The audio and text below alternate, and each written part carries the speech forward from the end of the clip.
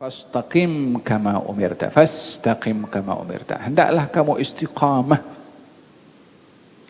seperti mana engkau diperintah. Ayat ini ditujukan kepada baginda Rasulullah, perintah untuk istiqamah. Kata Sayyidina Abdullah bin Abbas mengatakan tidak ada ayat yang berat turun kepada Nabi seperti mana ayat ini. Tidak ada ayat yang berat dan ayat itu turun kepada Nabi melebihi daripada beratnya ayat ini. Apa itu? Perintah istiqamah. Dikomentari ayat ini oleh Nabi dengan mengatakan syayyabatni Hudun wa akhawatuh. Surat Hud bikin rambut saya putih, dan surat-surat yang bersaudara dengan surat Hud, yakni yang kontennya hampir sama dengan surat Hud. Apa ada pada surat Hud sehingga Nabi mengomentari bahwasanya surat ini membuat rambut beliau beruban karena risau, karena takut, dan karena groan, yaitu perintah untuk istiqamah. Perintah untuk istiqamah. Oleh sebab itu ulama mengatakan al-istiqamatu khairun min alfi karamah. Istiqamah ini lebih baik daripada 1000 keramat. Al-istiqamatu akbarul karamah. Keramat paling besar itu adalah istiqamah. Bukan keramat paling besar orang boleh terbang, boleh jalan atas air, tak tenggelam pun, atau buat hal-hal yang kharik lil adah, yang di luar kebiasaan. Karena tukang sihir pun juga boleh buat macam tu, walaupun motifnya berbeza. Tapi yang menjadi keramat paling besar kepada seseorang adalah istiqamah. Apa arti istiqamah? Secara bahasa istiqamah ini adamul mail, tidak ada tak miring, la ke kanan wala ke kiri. Kata Sayyidina Umar bin Khattab radhiyallahu anhu mengatakan istiqamah yang dimaksudkan itu orang yang tetap dalam perintahnya Allah untuk dilaksanakan dan orang yang tetap pada larangannya Allah untuk dihindari. Itu istiqamah. Siapa sanggup mula daripada dia baligh sampai ia wafat istiqamah tak tergelincir kepada dosa? Hari ini mungkin seseorang buat dosa 1, esok 2, lusa 3, 4 hari kemudian 7. Siapa yang boleh maintain dalam 1 hari ini untuk tetap berada dalam kebaikan dan tidak tergelincir melakukan maksiat? Sukar. Setiap orang akan tergelincir kepada kesilapan dan juga khilaf dan juga mungkin dosa. Mungkin daripada dosa kecil kepada dosa kecil yang lainnya, mungkin akan tergelincir kepada dosa besar. Kalau begitu, istiqamah bukan perkara yang mudah. Mudah diucap, tapi praktikalnya tidak mudah. Siapa boleh dia maintain dirinya sama sekali tak berbuat salah? Siapa boleh maintain dirinya kekal berada dalam ketaatan berterusan sampai akhir hayat? Oleh sebab itu, Nabi menyikapi ayat ini adalah ayat yang paling berat dilihat, yakni untuk dilaksanakan oleh baginda Rasulullah, tentunya juga oleh umatnya. Adapun untuk baginda Rasulullah, memang pun beliau imam kepada orang-orang yang istiqamah, tapi bagi umat bukan perkara yang mudah untuk istiqamah. Ayat ini diperintahkan bukan untuk Nabi saja, fastaqim kama umirta wa man taba ma'aka. Perintah beristiqamahlah kamu wahai Rasulullah Muhammad dan orang-orang yang bertaubat bersama dengan engkau, pengikut Nabi sallallahu alaihi wasallam. Dan dengan demikian perintah istiqamah bukan untuk Nabi seorang. Nabi memang pun sudah istiqamah, tapi umat.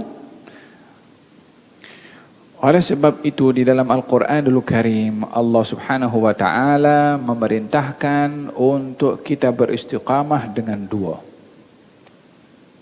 Ayat yang pertama, fastaqim kama umirta. Istiqamahlah kamu seperti diperintah. Siapa yang perintah? Allah Subhanahu wa taala. Siapa yang boleh penuhi semua perintahnya Allah untuk dilaksanakan oleh manusia? Ini adalah satu perbuatan yang sangat sukar untuk seorang melakukan semua yang diperintah oleh Allah dan meninggalkan semua yang dilarang oleh Allah. Tapi dalam ayat yang lain Allah Subhanahu wa taala berfirman, beristiqamahlah kamu mastata'tum, semampu kamu. Kalau semampu ini masing-masing diberi oleh Allah kemampuan yang berbeza dengan yang lainnya, tapi ini takhfif, satu keringanan diberi oleh Allah Subhanahu wa taala kepada hambanya untuk beristiqamah. Kalau perintah istiqamah sesuai seperti mana yang dikehendaki dan diperintahkan oleh Allah, manusia tak akan mampu untuk melakukannya karena terlalu tinggi. Tapi kalau diukur dengan kemampuan manusia, maka dia diperintahkan mengikut kemampuannya, namun kalau dibalas oleh Allah sesuai dengan kemampuannya. Dan kemampuan orang satu dengan yang lain berbeza. Ada orang boleh istiqamah sholat 5 waktu saja. Ada orang istiqamahnya sholat 5 waktu dengan qabliyah dan ba'diyah. Ada orang istiqamahnya qabliyah dan ba'diyah sholat 5 waktu dengan qiyamul lail, dengan tahajud. Maka istiqamah satu dengan yang lain berbeza. Dan dengan demikian perintah daripada Allah adalah untuk istiqamah, dan itu adalah perkara yang sukar untuk dilakukan oleh manusia.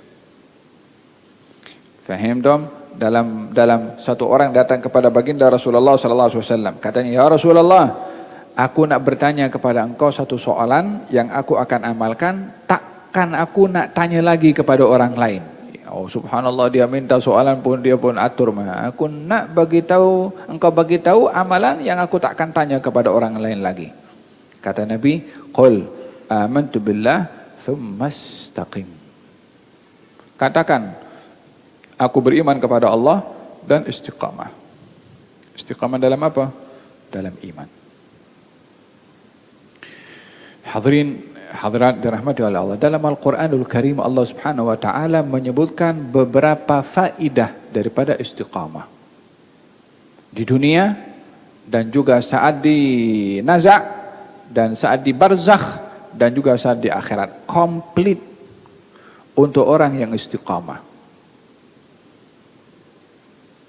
Dalam Al-Quran Allah Subhanahu wa taala berfirman, wa allaw istaqamu 'ala at-tariqati la asqainahum ma'an ghadaqa. Kalau mereka istiqamah dalam jalan yang benar, kami akan turunkan hujan yang lebat. Hujan di sini ada hujan hissi, ya. Kalimat hujan ini kalau disebutkan dalam Al-Quran menyentuh tentang benefit, manfaat yang boleh didapat dengan hujan.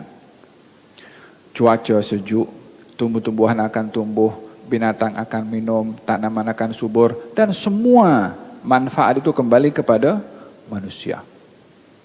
Jadi faedah istiqamah ini yang hissi, yang material adalah diberikan perumpamaan turunnya hujan, yakni berupa rezeki yang diberikan oleh Allah kepada seseorang yang istiqamah. Makna spiritual kepada istiqamah adalah orang yang hidup dalam istiqamah ini dibuka oleh Allah rezeki berupa ma'rifah kepada Allah. Pengetahuannya makin tinggi kepada Allah, imannya makin kuat sehingga tak goyang dengan apapun masalah yang dilalui dalam hidup. Karena umpama hujan turun menghidupkan segala kebaikan, orang yang istiqamah dalam kebaikan itu diberikan oleh Allah ma'rifah, yang dia semakin meningkat ma'rifah dan pengetahuannya kepada Allah Subhanahu wa taala berterusan tanpa henti. Jadi hidupnya dalam keadaan bahagia dengan istiqamah walaupun susah dalam hidup. Wa alla wastaqamu ala tariqati alasqainahum ma'an ghadaqa. Baik, yang kedua, Allah Subhanahu wa taala menyebutkan faidah daripada istiqamah ini saat naza', di barzakh dan juga di akhirat. Yang tadi dalam dunia saja. Yang ini saat naza'. Katanya innal ladzina qalu rabbuna Allahu thumma istaqamu tatanazzalu alaihimul malaikah alla takhafu wa la tahzanu wa abshiru bil jannati allati kuntum tu'adun nahnu awliya'ukum fil hayatid dunya wa fil akhirah walakum fiha ma tashtahi anfusukum walakum fiha ma tad'un nuzulan min ghafurir rahim. Orang-orang yang mengatakan kami beriman lalu istiqamah. Istiqamah dalam imanlah dengan definisi yang saya sebutkan tadi. Apa yang didapat? Kalau kita tahu apa yang Allah sebutkan dalam ayat ini, apa yang dijanjikan oleh Allah, maka betapa beratnya istiqamah sehingga besar pemberiannya. Dan biasanya pemberian yang besar atas perintah yang sukar. Innal ladzina qalu rabbuna Allah, orang yang mengatakan Tuhan kami Allah, bukan sekedar perkataan saja, tsumastaqamu, istiqamah dalam apa yang dikatakan tuh, taat kepada Allah, taat untuk meninggalkan apa yang dilarang oleh Allah. Tatanazzalu alaihimul malaikah, malaikat akan turun berkali-kali. Kalimat tatanazzal, turun berkali-kali. Bila? Yang pertama saat nazak. Yang kedua saat di barzakh, didatangi oleh malaikat Munkar dan Nakir. Yang ketiga saat dibangkitkan nanti, ketika manusia dibangkitkan hanya ada dua laluan saja. Ada malaikat penggiring menuju ke surga, ada malaikat penggiring menuju ke neraka. Allah Subhanahu wa taala menjanjikan kepada orang yang istiqamah tadi, katanya tatanazzalu alaihimul malaikah, akan turun malaikat berkali-kali kepada orang tu yang istiqamah tadi. Berkali-kali bila? 3 yang saya sebutkan tadi. Apa yang dilakukan oleh malaikat ketika turun? Saat nazak, saat di barzakh, saat dibangkitkan. Katanya, la takhafu. Jangan kamu takut. Wala tahzanu. Jangan kamu sedih. Takut kepada perkara yang akan berlaku di hadapan. Sedih kepada sesuatu yang berlaku sebelumnya. Seorang bersedih ke atas sesuatu yang sudah berlaku. Dan seorang itu akan takut ke atas sesuatu yang akan berlaku. Malaikat beritahu kepada orang itu yang istiqamah, jangan kamu takut. Apa yang kamu hadapi di barzakh nanti, bagi orang yang nazak lah. Jangan kamu takut di barzakh nanti. Jangan kamu sedih orang yang kamu tinggalkan di belakang. Ya salam, garanti. Malaikat yang beritahu, macam mana orang kalau dalam keadaan nazak seperti ini dengar suara malaikat, jangan takut, jangan kamu sedih. Allah, hari bukan hari raya lagi, hari super raya. Apa nak diharapkan dengan dunia ini dengan penuh masyakil, macam-macam problem. Ini malaikat beritahu, jangan kamu takut. Ya salam. Bayangan kita dalam barzakh sendirian, dalam kubur ada himpitan kubur, dalam kubur ada soal Munkar dan Nakir. Malaikat beritahu, jangan takut. Agaknya kalau malaikat yang beritahu, confident atau tidak kita ini dengan khabar yang disampaikan oleh malaikat? Of course confident. 100,000% confident. Yang beritahu malaikat takkan ada ragu-ragu. La takhafu. Jangan takut. Wala tahzanu. Jangan sedih. Yang ditinggalkan di rumah, keluarga ke, anak-anak ke, kereta ke, dia punya kerja ke peduli apa? Malaikat beritahu jangan takut, jangan sedih. Wa absyiru. Tak cukup diberitahu jangan takut ke atas apa yang berlaku, jangan sedih ke atas apa yang sudah berlaku. Wa absyiru bil jannatil lati kuntum tu'adun. Terimalah kabar gembira, syurga yang dijanjikan kepada kamu. Ya salam. Kalau orang nazak dapat kabar seperti itu, Allah, itu momen yang paling penting bagi seorang dalam hidup ini. Oleh sebab itu dalam hadis Nabi, orang itu kalau meninggal dunia, kalau dia orang baik, dia kata qaddimuni, qaddimuni, kasih cepat, cepat aku masuk ke dalam kubur. Yang lain keluarganya sedih, orang pun menangis, ya kan? Yang mati itu nak cepat masuk. Nak masuk macam mana? 3 kali 6. 3 kaki kali 6. Sempit je macam tu. Awak tak nampak apa yang ada dalam? Kita nampak dengan mata kasar 3 kali 6. Tapi yang nak masuk dalam itu jangan tanya berapa luas yang Allah sediakan untuknya. Oleh sebab itu qaddimuni, cepatkan, masukkan aku ke dalam situ. Agaknya itu mayit ketika bagi tahu qaddimuni, masukkan. Adakah dia tengok dalam macam mana kita tengok 3 kali 6, gelap, tanah, kotor? Kita nampak macam tu. Tapi dia nampak lain. Ada satu peperangan di zaman sahabat, saya ingat, setelah Rasulullah SAW. Ada satu sahabat itu syahid dalam peperangan dan dikuburkan. Ketika dikuburkan, maka diberitahu ini tanah tadi terlalu rendah, khawatir dapat dihidu bau oleh binatang pemakan bangkai.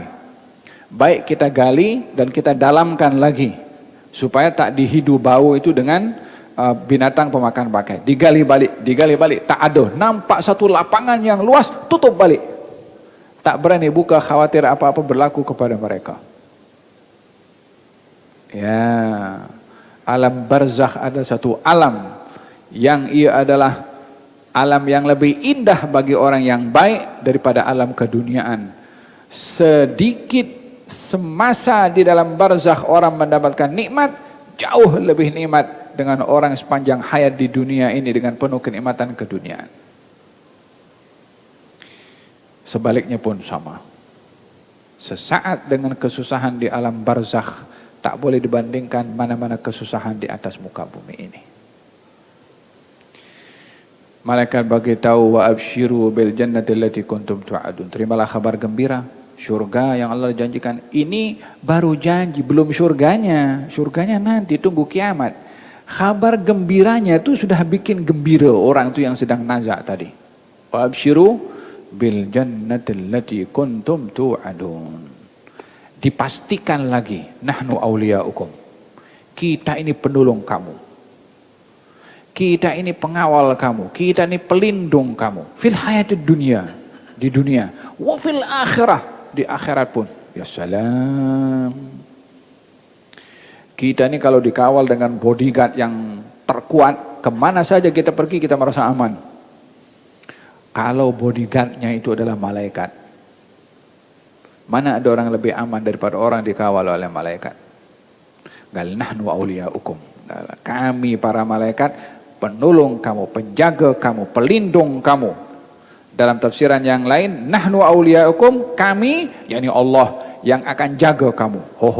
Kalau sudah Allah yang jaga, siapa boleh nak melakukan sesuatu yang buruk kepada seseorang. Nahnu awliyaukum, kami penolong kamu, penjaga kamu. Di mana? Fil hayatid dunya, dalam kehidupan dunia. Bila? Saat nazak tadi. Wa fil akhirah, di barzakh dan ketika dibangkitkan. Nahnu awliyaukum. Fil hayatid dunya wa fil akhirah, walakum fiha. Bagimu wahai orang yang istiqamah dalam syurga, apa yang dijanjikan oleh Allah. Ma tashtahi anfusukum. Apa saja kamu mahu, kamu dapat di surga. Walakum fiha ma tad'un, dan apa saja yang kamu angan-angankan pun akan diberi. Subhanallah, dalam Quran nih kan. Semoga Allah anugerahkan kepada kita pemahaman dan lezat ketika menghayati makna Al-Quran. Ma tashtahi, apa yang kamu tashtahi ini yang selera. Lakum fiha, bagi kamu wahai penghuni syurga, apa saja yang kamu suka mengikut selera kamu. Orang itu ada selera kalau mengetahui apa yang akan dimakan untuk dia selera kepada makanan itu atau apa saja diinginkan. Yakni ada pengalaman sebelumnya. Maka dia selera. Orang selera makan tom yum contohnya. Dia pernah makan dulu lah. Tapi matad'un, yang kamu sangka. Kamu akan diberi apa yang kamu selera.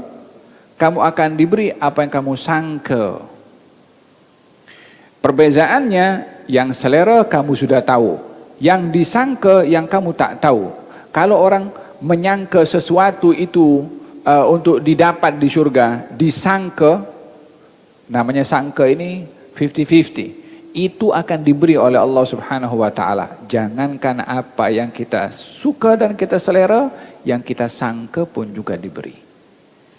Yani tak ada apa yang kurang diberikan oleh Allah kepada orang yang istiqamah. Nuzulan min ghafurur rahim. Nuzul ini dhiyafah, hidangan, jamuan daripada Tuhan yang maha pengampun dan lagi maha penyayang. Ya salam. Berapa Allah kasih dalam hal ini? Malaikat turun berkali-kali. Memberitahukan jangan takut, jangan sedih. Terima kabar gembira akan surga yang dijanjikan. Kami penolong kamu di dunia dan juga di akhirat. Bagi kamu apa yang kamu inginkan, bagi kamu apa yang kamu cita-citakan atau kamu sangkakan. Nuzulan. Sebagai satu hidangan dan jamuan. 9 Allah kasih kepada orang yang istiqamah. Faham dong? Jadi pemberian yang besar ini tentunya amalannya adalah sangat besar. Semoga Allah menganugerahkan kepada kita istiqamah